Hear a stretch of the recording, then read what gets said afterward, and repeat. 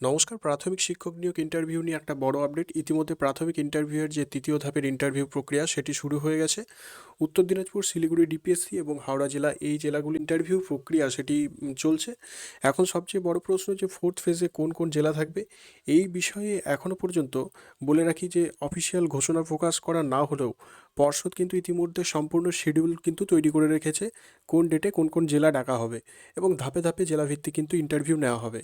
আবার অন্যদিকে শোনা যাচ্ছে যে কর্মসংস্থান পত্রিকায় কিন্তু প্রকাশিত হয়েছে যে ফেব্রুয়ারি মাসের মধ্যেই প্রাথমিকের যে সম্পূর্ণ ইন্টারভিউ প্রক্রিয়া সেটা কিন্তু শেষ করার একটা পরিকল্পনা রয়েছে, কিন্তু বাস্তব পরিস্থিতি অনুযায়ী এত অল্প সময়ে পুরো ইন্টারভিউ প্রক্রিয়া কিন্তু শেষ করা সম্ভব নয়। এখন এটা পরিষ্কার যে জেলার সংখ্যা বেশি এবং প্রার্থীর সংখ্যাও কিন্তু বিপুল, তাই নিশ্চিতভাবেই বলা যায় যে ফেব্রুয়ারিতে নয়ই, এমনকি মার্চ মাসের মধ্যেও পুরো ইন্টারভিউ প্রক্রিয়া শেষ হওয়ার সম্ভাবনা খুবই কম। বিশেষ সূত্রে আরও জানা যাচ্ছে যে এই ইন্টারভিউ প্রক্রিয়া ভোটের পরবর্তী সময়েও কিন্তু চলতে পারে এবং ধাপে ধাপে সম্পূর্ণ হবে।